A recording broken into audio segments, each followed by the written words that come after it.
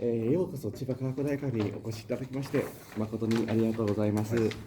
저희 치바과학대학에 오신 것을 환영합니다.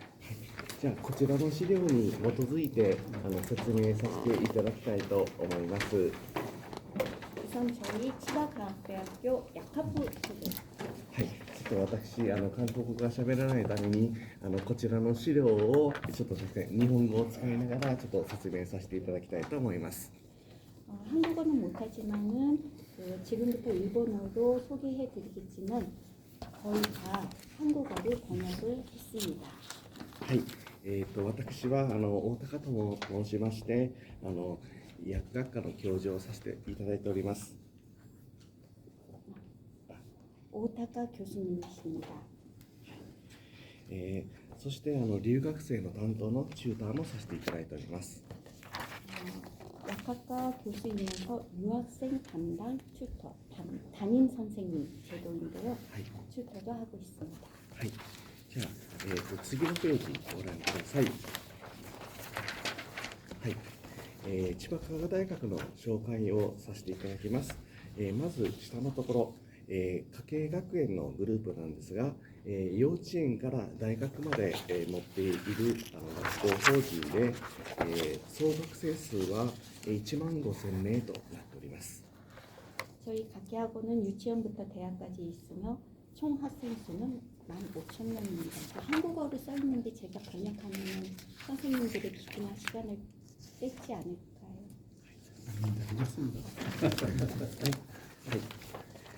そして千葉科学大学ですが、次のページですね、2004年に開学しまして、学生数は先ほどお伝えしましたように1400名となっております。はい、そしてその下のところ、本学は日本で初めて危機管理を学ぶための大学学部を設置しました。そして本学の学生全員が危機管理について学び、危機管理の素養を身につけられるようにしております。危機管理とは簡単に説明しますと、生き残る方法です。緊急時、災害時、経営時などあらゆる事象で利用されているものとなっています。はい、次に。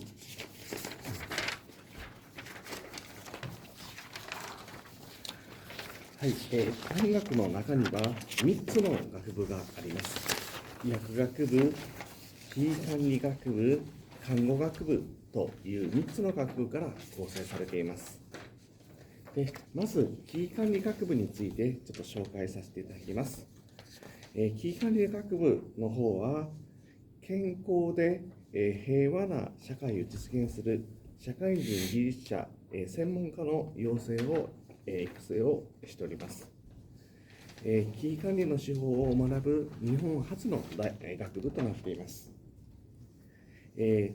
そこには4つの学科がありまして、公務員、消防士、警察官、自衛官を養成する危機管理学科、そして臨床検査技師、工学技師、救急救命士を養成する保健医療学科、そしてちょっと変わってますけど、エアラインのパイロット、本当にANAとか JAL とかいう風なエアラインのパイロットとそこのグランドスタッフを養成する航空技術危機管理学科、そして動物危機管理学科がございます。ちょっとだけチャンス。はい。で、この動物危機管理学科のところには、今年初めちょっと昨年の9月に韓国の先生が赴任されました。はい。 저희 동물위기관리학과에는 작년 9월 몇 달 전인데요. 한국인 교수님께서 오셨습니다. はい。 아니 한국에 동물 강사가 있어요? 한국 없잖아요. 그분은 일본에서 유학하셨습니다. はい。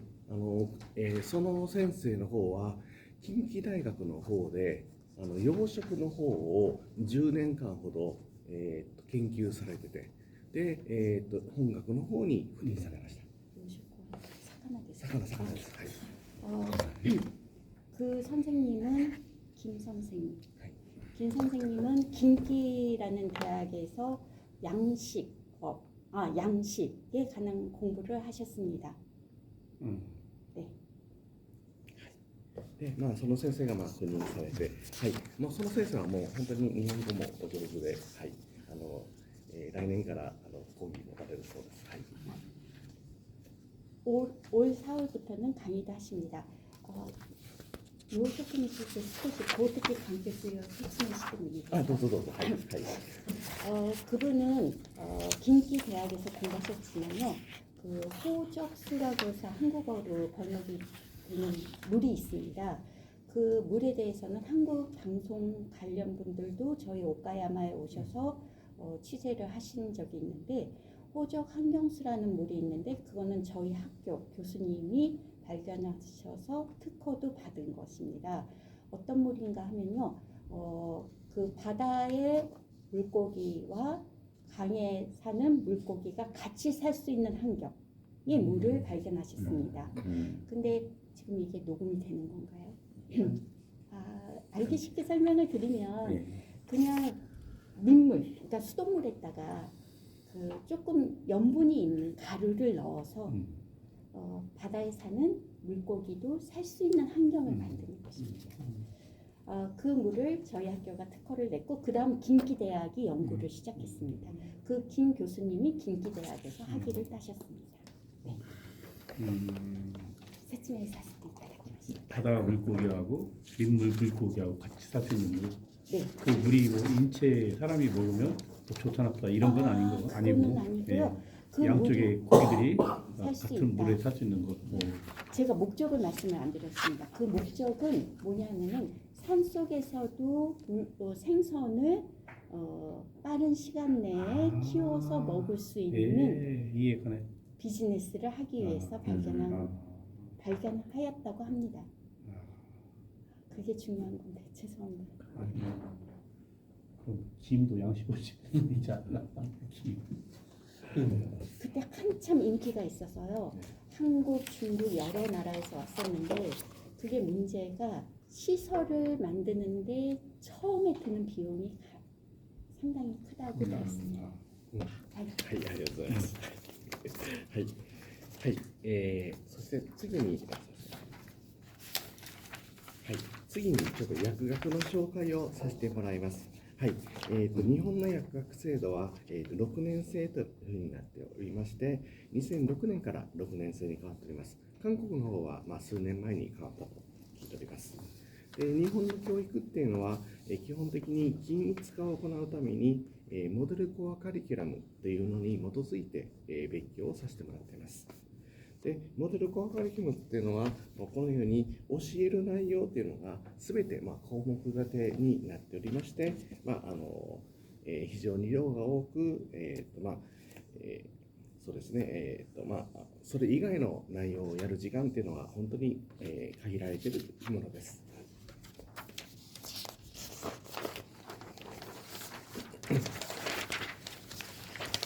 はい、そして、薬学、教育モデルコアカリキュラムっていうのは、昨年度、改定されまして、基本的に医師、歯科医師、薬剤師というものが基本的に同じような内容の構成となっております。であくまでも、項目はタイトルのみで詳細は明記されず、各大学に方に任されるようになりました。しかし、学習内容の狙いや目標というものが明確に明示されていて、これに基づき、教育の方を行っております。で日本の薬学の方は下の図のように、6年間で、ちょうど5年生の時に、薬局と病院の実習というものが、ございます。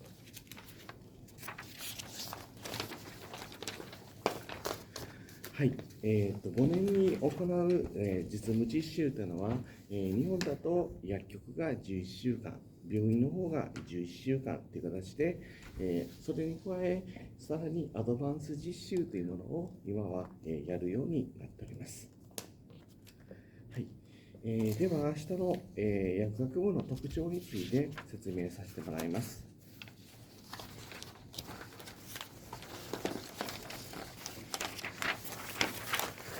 ははい、本学は留学生を比較的多く受け入れておりまして、留学生としましては、韓国、中国、台湾の方から、合計で106名受け入れております。でそのうち韓国人の留学生の数は、ここに示されるように合計86名という形となっております。で参考情報なんですが、日本の私立大学に韓国人がどれぐらいいるかっていうのは、統計上明らかになっておりまして、2023年には、日本全体で66名、2022年は、日本全体で94名というふうになっております。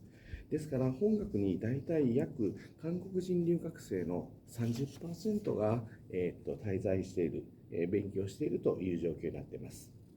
他の大学は、薬学部、すみません、これはすべて、薬学部の情報なんですけど、他の大学の方は多くても数名という形で、非常に少ない、状況で、本学の方に逆に途中で他の大学を退学して本学の方に入ってきてくれるような、状況になっております。で今、薬剤師の仕事っていうのは日本では少し変わってきておりまして、これまでは薬剤師の仕事って言いましたら、調剤業務や病棟での服薬指導というふうに、皆さんがご存知の仕事だったんですが、最近では在宅医療というのが始まってきております。在宅医療というのは、病院に入院せずに自宅で治療を受けることなんですが、なぜそれが始まってきているかというと、老人が増えてきているためなんですね。で、在宅医療における患者さんの病状確認や服薬指導も行うようになりました。業務の多角化により、より多くの医療人と接することになり、多職種連携というものが必要となってきております。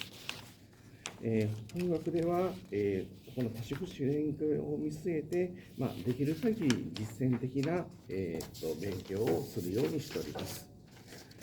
例えば1年生の頃から、シミュレーション人形というものを、使って、フィジカルアセスメントを行うようにしています。フィジカルアセスメントというのは、血圧や脈拍、心音、呼吸音などを、確認することなんですね。なんでこれを確認するかというと、私たちの体の状態が把握できるからというものになっています。そして下のところですね、チーム医療の学習する一環としまして、看護師や臨床検査技師、救急救命士との合同事業を行ったり、医療現場においては看護師との連携が重要であることから、看護師がどのように、看護師の業務体験を行うことによって、患者さんの気持ちに寄り添える薬剤師になるように体験しています。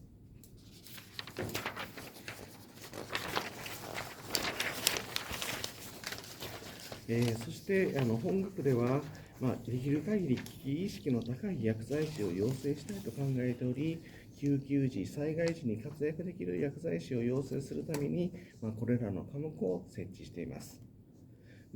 先ほども言いましたけど、日本で初めて危機管理学部ができた大学だからこそ、こういうことに対してできる限り注視しています。でちょうど大学の目の前には海がありますので、海難救助訓練というものを実施する。でその際には、危機管理学部との合同事業でさせてもらっています。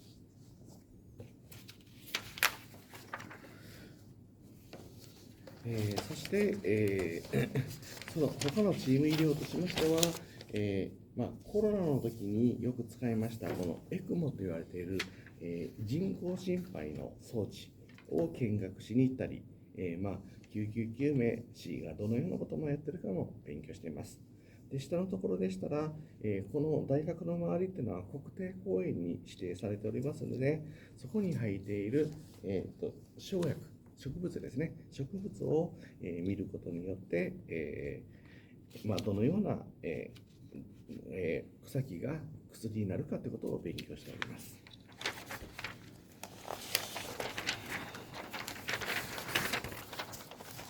はい、最後に大学の教育方針ですが、教育に重点を置いて全員が薬剤師になれること、社会に必要とされる薬剤師になれるように、本学の方では教育を行っております。はい、以上になります。ありがとうございました。何かご質問等ありますでしょうか。 이상으로 설명을 마치겠습니다. 질문 부탁드리겠습니다. ありがとうございます。はい、では、もしなければ、このまま高校の方の説明をさせていただきたいですけど、よろしいですか。はい。 네, 그러면 질문이 없으신 것 같습니다. 아, 저기 다음 한국 학생들이 여기 지금 총 아까 몇 명 저기 86년입니다. 86명인데 그 졸업생들이 그 약학 일본 약대 자격증을 몇 %정도 땄는지 졸업한 거의 졸업하고 나서 한국의留学生ではい今まで卒業したはい学生たちはい。とその学生たちの日本での薬剤師取得率はどのぐらいですか。そうですね、今、卒業生自体は25人ぐらいかな、もうちょっとかな、30人ぐらいだったと思いますけど、28名です。ありがとうございます。はい。28名が卒業生となっておりまして、国家資格の方は、確か16名だったかな。韓国の薬剤師取ったのは11名。いや、14名か。はい。だから、28名卒業して、日本の国家試験が通ったのが28ですよね。日本の国家試験が通ったのが28。そして、韓国の薬剤師免許を取ったのが14名となっています。はい。 지금까지 저희 학교 졸업한 학생들은 28명입니다. 그 중에서 일본 약제사를 취득한 것은 28명. 그 28명 중에 한국 약사도 취득한 학생들은 졸업생들은 14명이라고 합니다. 28명 중에 50%는 100% 일본 여긴 다 취득했고 네. 그 중에서 50%는 한국 것도 같이 동시에 취득했다. 네. 그 말씀이시죠? 今、その28名のうち3名が、今年卒業したので、今年の韓国の国家試験を今受けているところだと思います。はい。 조금 수정이 필요할 것 같습니다. 28명 중에 3명은 올해 시험을 봅니다. 일본의 약사 시험은 매년 毎年2月、3月ですよね。日本は3月なんですけど、韓国が2月になってるので、はい、일본의 약사 시험은 매년 3월 세 번째 토요일과 일요일에 있습니다. 예, 그리고 또 질문은 이제 학생들이 여기 한 6년 과정이라고 그러잖아요. 6년 과정이 짧지 않은 기간인데 한국 학생들이 잘 적응해서 잘 이렇게 공부를 하고 있는지 그게 좀 궁금하네요. 어떤 문제가 어려움을 하고 있는지, 어떤 부분이 또 어려운지. 薬学科6年というのは短い期間ではないんですけども、はい、韓国の留学生が6年間、はい、適応して勉強しているところで、はい、難しいと感じるのはどの点がありますか。学生さんが学生が難しく感じるのはカタカナが難しいっていつも投げてます。 가장 어려운 것은 공부하는 면에서는 그 약 이름이 거의 일본의 가타카나를 사용하기 때문에 영어를 사용하는 한국 유학생들이 강한데요. 가타카나를 사용함으로써 거기가 그 점이 가장 어렵다고 합니다. だからそれ以外にはもうほとんど日本人と同じような形ですね。はい。 그 양명 이외에는 일본인 학생과 거의 같다고 합니다. 그리고 또 이제 그 6년 동안의 기간은 어떤 인생에 있어 그 아이들이 굉장히 그 어떤 그 심리적인 그런 부분도 굉장히 중요한 시점이잖아요.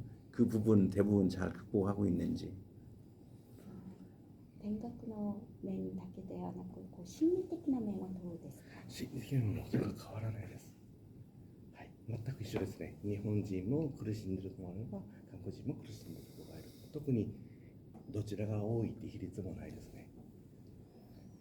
약학과 학생들이 한국인 유학생이기 때문에 심리적으로 더 힘들고 이런 거는 없고요. 일본인 학생도 똑같이 그 점에 대해서는 어렵고 한국인 학생들이 어렵게 느끼는 점은 일본 학생들이 어렵게 느끼는 점은 한국 학생들도 어렵게 느끼고 그렇다고 합니다. 그래서 이제 외국에 가서 공부를 하게 되면 어떤 쉽게 얘기하면 향수병 같은 거 그런 것 때문에 좀 많이 좀 어려운 부분이 있거든요. 그 부분을 극복을 해야 되는데 대부분 잘 극복을 하는지요.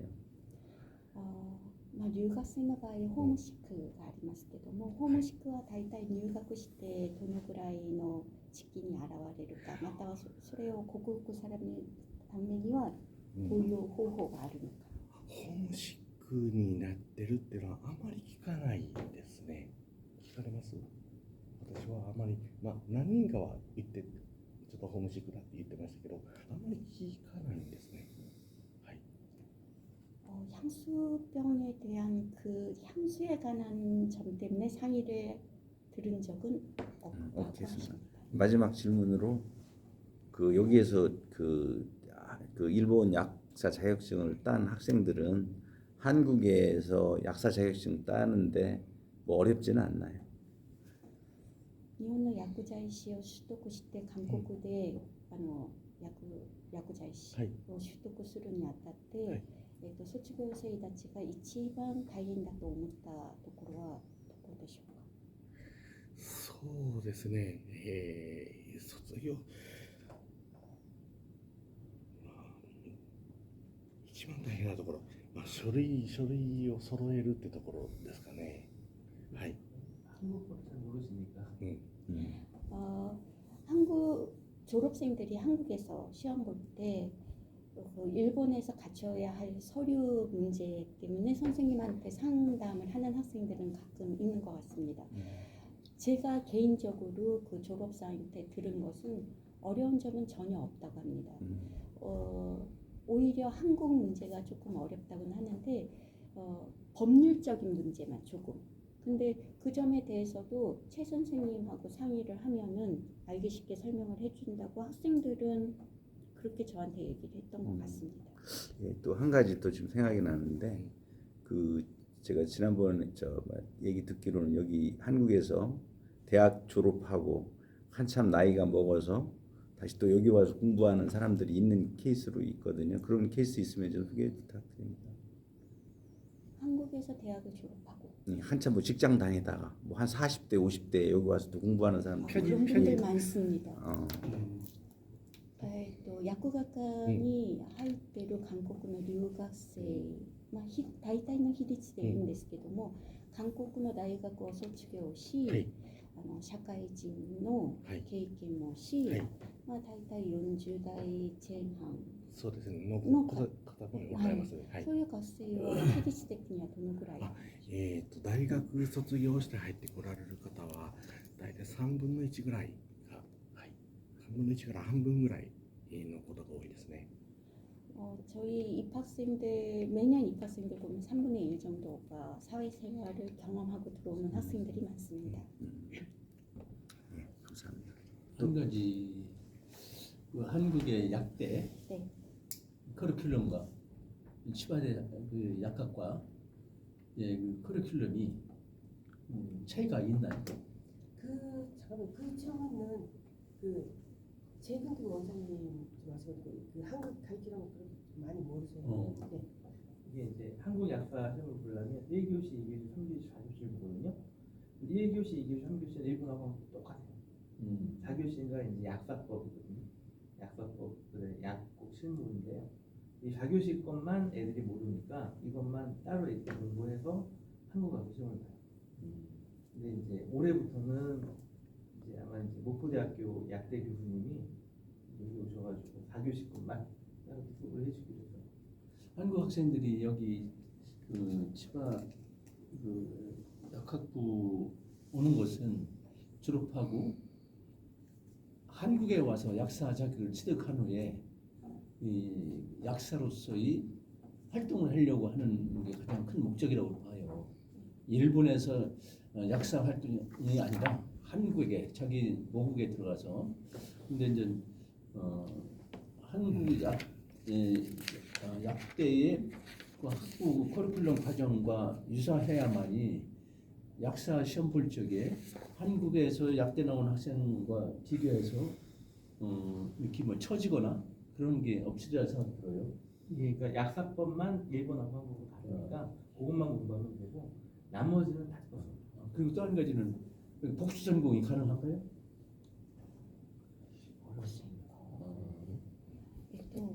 日本の薬学科に入学している学生はい。が副専攻ってできますか？あ、できないです。 할 수 없습니다. 약학과만으로도 학생들이 많이 어려워. ちょっと授業が多いので無理ですね。 제 개인적인 소감을 말씀드리면 여기 온 한국 학생들은 최 선생님이 교육을 시켜서 보내주시는 학생들이 거의 99%이기 때문에 그 기본적인 기초학력은 어떤 의미로는 일본 아이들보다 높습니다. 와서 1년간 좀 일본어 하고, 근데 물론 일본어도 한국에서 하고 옵니다만 그 자연스러운 일본어를 학생들이 6개월 안에 취득하는 것 같습니다. 전혀 문제가 없습니다. 내 아이도 북경에 있는 북경 중의약대에 유학을 했는데요. 10년 동안. 네. 가장 어려운 게 언어 문제더라고, 언어. 그래서 우리 한국 아이들이 여기 와서 치바 과학대학에 와서 공부를 수업을 하려면 일본어를 많이 알아야 될 거 아닙니까? 그래서 일본어 기초 과정을 어떻게 교육시키고 있는지. 한국 유학생들은 기초 과목은 고토 선생님이 다 하셔서 오시고요. 일본어 능력 시험 1, 2, 3, 4가 있는데 그 1을 따고 오는 학생들, 2를 따고 오는 학생들, 2를 따고 오는 학생들이 거의 있고 2를 따는 학생들은 여기 와서 1년 이내에 땁니다. 2를 따야 되는 건 의무는 아닙니다. 그 한국 약학과는 보통 공식이기 때문에 언어가 꼭 반드시 일본인처럼 잘해야 된다는 그 점은 없는데요. 다만 아까 오타카 선생님도 설명하셨듯이 5학년 때 실습을 나갈 때 그 환자하고의 그 커뮤니케이션 그 연습은 각 튜타 선생님이 훈련을 시키기도 합니다. 근데 한국 여학생들은 그 생활 적응력이 굉장히 높아서 일본 애들이 오히려 환자한테 그 접근하기 어려운 걸 한국 아이들이 먼저 모범을 보여준다든가 그런 얘기는 학생들한테도 많이 들었습니다. 예, 그 일본의 의료 체계나 한국의 의료 체계나 의사가 있잖아요. 그다음에 이제 간호사가 있잖아요. 간호조무사가 있죠. 네. 네. 그러면 이 동물 위기 관리학과가 있는데 한국에도 수의사가 있어요. 네, 수의사가 있어요. 근데 우리나라에 이 동물 간호사라는 게 있나요? 직종이? 네, 없죠. 나 처음 들어보거든요. 그러면 제가 말씀드리고 싶은 거는 이 동물 위기 관리학과에 동물 간호사가 있는데 그다음에 수의사가 있고 그러면 이 동물 간호사가 있고 이 간호사가 동물 간호사가 일반 그 의사 간호사의 역할을 그 새로운 이 직종이에요 일본에서? 지금 제가 지식이 없어서 여쭤봤는데 네. 동물 간호사가 국가 자격이 되었습니다. 아, 일본에. 그래요? いつから3年前ですね。 3년 전에 되었다고 합니다. 그러면 아마 한국은 아직 안 됐을 것 같긴 해요. 그러면 일본 대학 중에서 애견학과가 있어요? 애견학과, 뭐 반려동물과. 動物うちの大学は、危機管理動物危機管理になってるんですが、例えば学科の名前で、愛犬学科とかペット学科とか、そういう学科の名前を取ってる大学もありますか？ありますあります。はい。あります。있습니다. 저는 이거를 보고 한국에는 동물 간호사라고 하는 직종이 없거든요. 그러면 수의사들이 요새는 한국도 이제 반려견 시대가 와가지고 모든 가정에서 반려견, 애완동물을 키우는데 그럼 만약에 이 치바대학에 와서 이 동물 간호사 자격증을 취득한다고 한다고 하면 한국에서 그 수의사 밑에서 일을 할 때 훨씬 우대를 받지 않을까 동물에 대한 해부학이라든지 동물에 대한 이런 그런 걸 다 배울 거 아니에요 여기서는 그죠? 그럼 굉장히 괜찮겠다라고 하는 생각이 들어서 그렇게 말씀드리는데 그렇잖아요 그죠? 딴 건 없잖아요 아직까지. はい。 선호 발사품을 약속입니다. ありがとうございます。 이거는 한번 들어가서도 한번 우리가 같이 한번 논의를 해볼 필요가 있을 것 같아요. 네. 일본도 3년 전에 만들었다고 3년 하니까요. 전에. 그 전에 물론 동물병원에서 일하시는 예. 간호사님들이 계셨을 거예요. 예. 근데 그 배우라든가 음. 처우라든가 이런 게 아마 사회적으로 그렇게 판판하지 않았기 때문에 예. 국가식 자격화하면서 예. 많이 높아졌습니다. 저희 대학에서도 동물 간호사의 음. 대책을 세우고 있다고 합니다. 그러니까 한국에서 간호사의 자격증이라고 한다고 하면 이제 면허증이라고 볼 수가 네. 있을 거고요. 간호조무사는 그냥 사회복지적으로 해서 자격증을 취득하면 간호조무사가 될 수 있거든요. 그러니까 간호사와 간호조무사는 이게 신분상으로도 차이가 있는데 이것도 동물 간호사 자격증을 따게 되면 뭐 그냥 대충 동물 간호 보조사 하고는 또 다른 개념 아닐까요 이게? ある意味当たり前の話ですけども、動物看護師の国家資格をはい。取得しなければ動物病院の就職は難しいですそんなことはないとないと思います。あ、そういうことはない。ないと思います。はい。今日本も2つの種類があるということですか？そうですね。昔は普通の、動物をケアするその、愛玩動物のケアをする、係と医療的な補助をする係と分かれてたんですけど、国家資格になることによって、いわゆる人間向けのは普通の看護学部の看護師、動物に対して人間と同じように接して動物に対して看護することが動物看護師になってるんですね。だから完全にお医者さんのと一体になって、その動物の治療をやったり、それを、この動物看護師っていう資格になってます。だからもう本当にお医者さんもう、人間の看護師さんの動物はと思ってもらった方がいいです。はい。 선생님께서 말씀하신 그대로입니다. 일본도 아직 두 타입이 있다고 합니다. 동물 간호사, 국가 자격 간호사와 간호조무사가 있다고 합니다. 물론 그 점에 대한 대우는 전혀 틀리다고 합니다. 이 국가의 틀이 문제인데 앞으로 이 동물 간호사 같은 경우는 우리의 반려견 그런 그 사회를 보게 된다고 하면 충분히 새로운 직종으로 떠오를 수 있겠다라고 하는 관점에서 한번 궁금해서 질문을 드렸습니다. 이선재와動物看護師について関心がというのはまだ韓国ではそのケア担当者のみだそうです。네, そうですよ 감사합니다. ね。だからもう本当にCT とかMRI とか全部動物いうのがあるので、それを全部操作できる動物看護師の仕事になってます。 동물 간호사에 대해서 오타카 선생님도 아주 좋아하십니다. CT 있고 MRI 등등 네. 동물용도 예, 지금 예. 인기가 많다고 합니다. 네. はい。はい。じゃあこちらの方の 네. 高校の方について説明させてもらいます。こちら日本語なのでちょっと完全に通訳をお願いいたします。まず本学の附属高校なんですが、すみません、ちょっとちっちゃくて、すみませんが、本学の附属高校に入学される方は日本人だけじゃなくて外国の方もかなり入っています。 저희 치바과학대학교에는 부속 고등학교가 있습니다.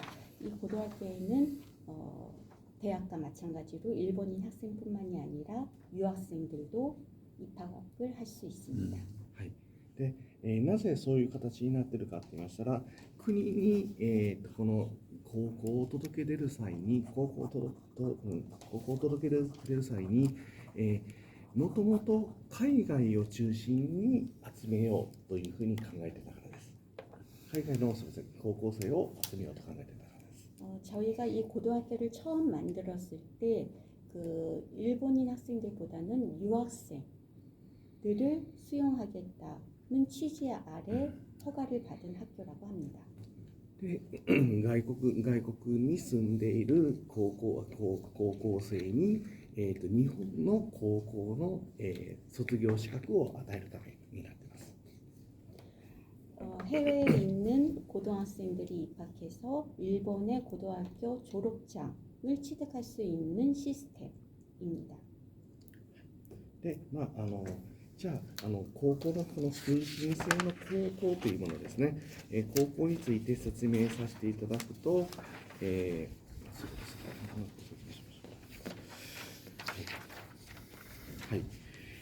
そうですね、こうなりますね、はい、ちょっと、4ページ目ですね。 페이지 4페이지입니다. スライド番号8です。 슬라이드방 볼 때와 하치방 8페이지입니다. 페이지この 페이지가 와카리야스이. このページが分かりやすい。はい この 페이지. ごめんなさい。 선생님 죄송합니다. 4페이지입니다. 4페이지. 네. はいはいこちらにあるように、19の国から今、高校生が入っております。 지금 와 있는 유학생들은 중국, 몽골 학생들이고요. 19개 나라와 같이 교류하고 있습니다. でまずちょっと海外の話が入ると少しややこしいので、ちょっと日本の日本人学生を、日本人の高校生の対象の話をちょっとさせてもらいます。 해외 유학생과 일본인 학생들에 적용하는 시스템이 약간 틀린 것 같습니다. 지금 오타카 선생님이 설명하신 것은 일본 학생들이 통신제 고등학교에 들어왔을 때의 이야기를 하겠습니다. 日本の通信制の高校、ちょっとここに資料ないですけど、日本の通信制の高校っていうのは昔から制度としてはありまして、はい。 통신제 고등학교는 일본에서 역사가 있다고 합니다. 지금 최근에 만들어진 시스템이 아닙니다. で昔のイメージとしましては、いわゆる学校についていけない学生さん、生徒さんとかが、通う学校でした。 이전의 이미지로서는 그 정규 학교에서 잘 따라가지 못하는 학생들이 가는 학교라는 이미지가 강했습니다. ですが10年ほど前から通信制の、学校がすごく数が増えてきました。 그러나 10년 전부터 분위기가 달라져서 통신제 고등학교가 많이 증설되었습니다. はい、それはなぜかと言いましたら、高校生、たちがもう学校に通わなくてもいいじゃないかというふうに考えるようになってきたからです。 그것은 고등학교 학생들, 연령의 학생들이 매일같이 학교를 다닐 필요가 있을까라는 생각을 많이 가지게 되었기 때문입니다. 特に通信制の高校だともっとバラエティに富んだ教育方針を取ることができるんですね。 통신제 고등학교는 다양한 체제를 구축할 수 있기 때문에 그 점에 대해서 주목을 받은 것 같습니다. 例えばIT をもっと強化した、授業、あとサイエンスを本当に中心にやっていく授業というふうに教科の仕方が自由に選択できるというものです。 그 중에 한 가지가 학생들 자신이 관심을 갖고 있는 IT라든가 과학이라든가 그 교과 중심으로 한 과목을 이수할 수 있기 때문이었습니다. で、そういうふうになってきましたので、通信制に入っていく生徒さんの学力っていうものも随分変わりました。 그렇기 때문에 그 이전의 이미지와 지금 현재 10년 전부터의 그 이미지가 많이 변경이 되었는데 그 점에 따라서 학력의 차이도 많이 높아졌습니다. 今はだいたい高校生全体の 10% が通信制に通っています。 현재 일본의 고등학교 10%가 통신제 고등학교를 다니고 있습니다. で、もう通信制の高校から東京大学に進学する学生さんも出てきてます。 통신제 고등학교에서 도쿄 대학에 입학하는 학생들도 예가 있습니다. ですからもう、そういうふうな状況になってきてますので、日本中に通信制の高校が今出来上がってます。 그러한 이유로 일본 전국에서 통신제 고등학교가 증설되고 있습니다. 千葉県だけでも100校あります。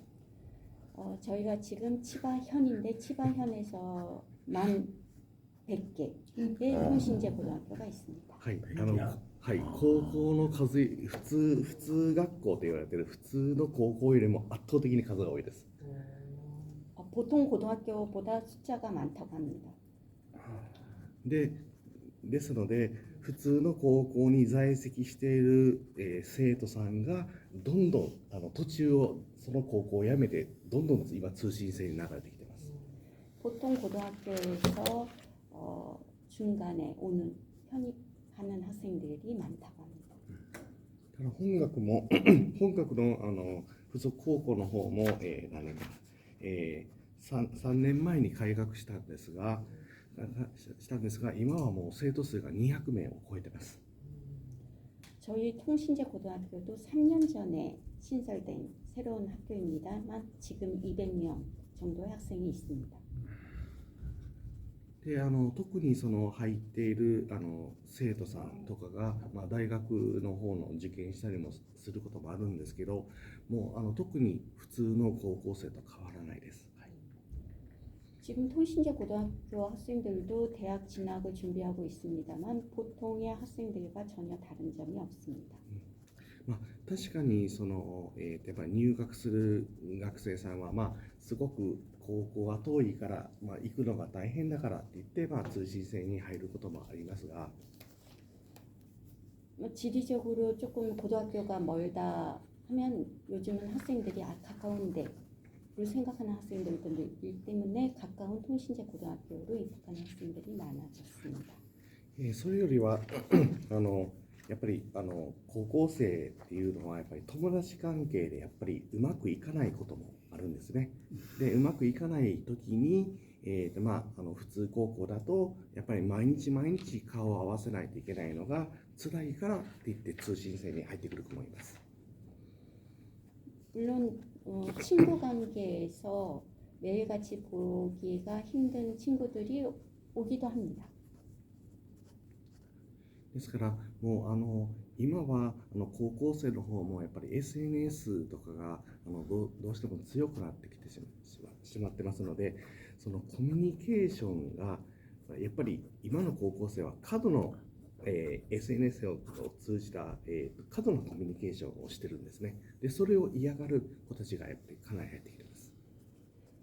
고등학교 학생들도 SNS를 하기 때문에 그 커뮤니케이션이 너무 풍부한 생활에서 피곤함을 느끼는 학생들, 이런 학생들도 통신제 고등학교를 희망하는 학생들이 있습니다. はい、一番有名なその通信制の高校は N 校 S 校と言われているところですけど、1万名の生徒さんがいます。1万ですね。はい。N 校1万人、S 校1万人っていう形で、一つの学校で1万人も高校生抱えてます。N です。단세도 조세도.違います。関係ないです。 일본에서 유명한 그 통신제 고등학교에서 N N고, N고하고 S고가 있거든요. 아, N고는 오키나와에 있어요. 근데 학교가 작아요. 네, 작은데 10,000명이. 만 명. 만 각각 명. 만 명이라고. 작아요. 굉장히 작아요. 작은데 그래서 제가 가봤거든요. 그냥 뭐 시골에 있는 우리 그냥 초등학교 정도 되는 그 정도 규모예요. 근데 거기는 10,000명을 가리켜요. 학교 이름이 あまりにも大きくなりすぎて、もうさばききれなくなって N の後に S を作った。 같은 재단인 것 같습니다. 처음에 N 있지 2를 만들었는데 1만 명 넘었기 때문에 다음에 S라는 고등학교를 만들었다고 합니다. 네. 거기도 1만 명입니다. で日本の通信制の学校っていうのは全てがオンラインで、基本的にオンデマンドの授業もあればオンラインの授業もあります。 기본적으로는 온데만더라는 그 시스템의 학교인데요. 거의 다 온라인으로 합니다.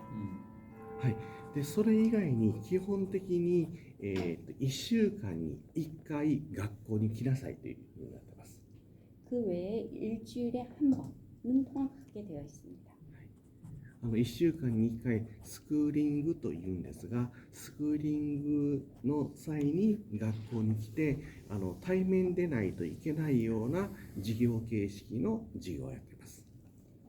일주일에 한 번은 통학하는 대면 수업을 해야 되기 때문에 한 번은 오게 하는데요. 아까 그 1만 명 학교는 어떻게 방통부가 똑같네. 일주일에 우리 한 번 오게 방통부하고 하죠? 똑같아. 근데 시스템이 되게 잘 돼 있어. 우리 방통부는 그냥 방송으로 뿌리잖아요. 여기는 하나하나 터치를 다 해줘. 그러니까 빨간 펜 학습하는 거 있죠. 그런 것처럼 빨간 펜 학습해가지고 주면 선생님이 하나하나 깜빡해가지고 글 써주듯이 그렇게 해줘요. 방통부는 그냥 이제 선생님이 그러니까 일주일에 한 번 대면 학습하는 건 예, 똑같고 예, 맞습니다. 예. 나머지 세세하게 이렇게 체크해 주는 거는 틀리다. 예. 근데 그 일주일에 10,000명이 한꺼번에 다 모이기가 가능한가? 이제 그게 팀이 여러 팀이 있어가지고 시간별로 팀이. 요일별로 해요. 예. 요일별로 시간별로. 그다음에 학과가 또 거기 있어요. N에서도 S군이 쓸 때 1만 명이週 1回どうやって集め 그런데 させ 이제 るかという 그게요.話を이게 その説明さ 재밌는 せてもらいます。 게 오키나와라고 하는데 아주 조그마한데 거기서 하는 게 아니고 전국 그러니까 전 일본에서 다 연결이 돼 있어요. 아, 이때부터 구시 오키나와에 왔거든요. 아. 동경에 있었어요. 인터넷으로 만나면 되고 앵거 같은 음. 경우는 방학 때 한꺼번에 동경인 어디 모이더라고요. 모여가지고 스쿨링을 거기서 해요. 그러니까 목요일 조그만 데 모이는 게 아니라 그죠? はい、だから基本的に近くに住んでる子たちは本学の場合だと近くに住んでる子たちは1週間に1回来てください。でここにいる海外の子たちはどうするの、海外の子たちはどうするかって言いましたら、基本的に半年間に1回2週間来てくださいという形にしてます。 해외에 있는 학생들은 해외에 있는 저희 학교는 해외에 있는 학생들인데요. 아까 최 교수님께서 말씀하신 것은 좀 멀리 있는 학생들은 1년에 2번 왔을 때 2주간 스크린ing을 합니다. 그다음 통학 수업, 대면 수업을 합니다. ですからN校 S校も沖縄の方に基本的には1週間とか2週間って形で指定された期間に来てもらう。でもなんで1万人以上収容できなかったかというと、代わり番号でずーっと行くんですけど、もう処理しきれなくなったんですね。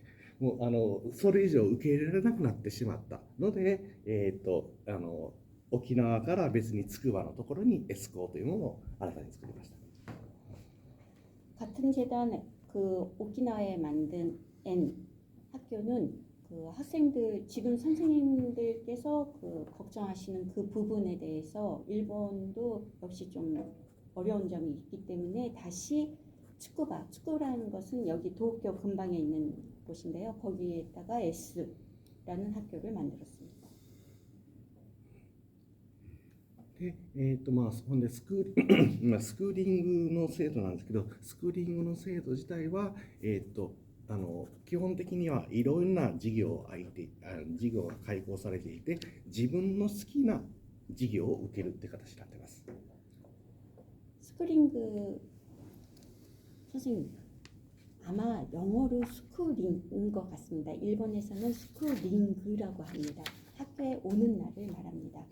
그 수업도 학생들이 자신이 선택한 교과목을 이수하는 날입니다. ですからもうクラスの大きさはもう本当に数名から何十人っていうふうにすごく幅がある、教育の仕方をやっています。 학생들의 희망에 따라 만들어지는 과목이기 때문에요. 한 과목에 몇 명인 학생도 있고 한 과목에 몇십 명의 학생도 있을 수 있습니다. で本学の場合は大学の教室を使ってますので、すごい大きな部屋でやってますけど、東京とかのそういう通信制の高校行きましたら、もう狭い会議室なんかを使って、そういうスクリーニングをやってますね。 저희 학교는 대학이 먼저 만들어져 있기 때문에 대학의 강의실을 사용해서 고등학교 학생들이 이용을 하고 있습니다만, 도쿄에 있는 통신제 고등학교를 보면은 아주 작은 방에서 몇 명 모아놓고 수업을 하는 경우도 있다고 합니다. で、本日はスクリーニングの日になっているので、ちょっと高校側の先生の方がちょっと対応が難しいという形で、すみません、ちょっと私が説明しております。 지금 목요일이 됐어요. 今日木曜日ですね。 오늘 고등학교에 스크린 수업이 있기 때문에 고등학교 선생님이 여기 못 오시고요. 오다카 선생님이 설명하셨다고 합니다. はい。あと細かいその単位の制度とかは載ってるんですけど、あまり細かく見てもしょうがないと思いますので、そうですね。はい。 8ページで졸업할 때까지 74단위 지금 하면 졸업하는. 그래서 일단 한국에서도 최근 원장님은 한국학교 교장 선생님. 한국학교 교장 선생님이시구나. 한국학교 교장 선생님이 최근태 그 교수님이 한국학교 교장 선생님이면 S9에 해당하나 N9에 해당하나. 이게そうなんですか. 추가과학고등학교 부속고등학교에 한국 쪽에. 그러세요. 本学の知りません。私知りませんでした。 여기 74단위 졸업하면은 74단위 하면 졸업한다고요? 제가 지금 기억은 한국은 110단위 110단위 정도로 제가 기억을 하는데 지금 모르겠습니다. 제가 지금 이제 은퇴한 지 좀 돼서 110단위인데 그 아마 단위 수는 아마 조정을 하는 것 같아요. 그 대신 이제 한국은 뭐 창의적 제양 활동이든지 뭐 여러 가지 활동이 있겠지. 봉사 활동도 있고. 한국에 여기는 순수하게 74단위가 이제 학점에 관련된 것만 하는 것 같아요. すみません、ちょっとお話の途中なんですけど、ちょっと11時から薬学部の見学をするためにちょっと教員の方を確保してますので、ちょっと次音の方はまた空いてる時間にちょっとさせていただきたいなと思います。 지금 오다카 교수님께서요, 학생들 상담이 있기 때문에 예. 11시에 가셔야 된다고 합니다. 예, 감사합니다. 질문 등에 대해서는 나중에 또 예, 감사합니다. はい、ちょっとまた空いてる時間がありますので、はい、その時また続きちょっと 네, 話させて 감사합니다. 예. 또 약학과 그 규정 좀 있습니다. 그래서 그 이동 다 응. 해야 되고. 우리도 이동하고. 네. 예. 지금 여기다가 그냥 놔두시면 네네. 되고, 그 약학도 규정할 뒤에 또그 정 선생님하고 그 식사 네. 자신 학교 마린다 카페 거기서 11시 반이니까. 뭐 11시 반 넘어서 일단 약학도 규정한 뒤에 그래서 식사 후에 다시 저 뭐 전달을 꼽히? 저 전달. 저거 기념품 전달. 기념품 저 사진도 한번 찍어주시죠. あ、またこちら戻ってくると思い 우리 ます。 다 같이 사진도 한번 찍고. 그래요. これをなんか渡したいみたいな。 나오게 하려면 네. 앉아서 찍어야 돼. 電 먼저 전달부터 하시고. 네.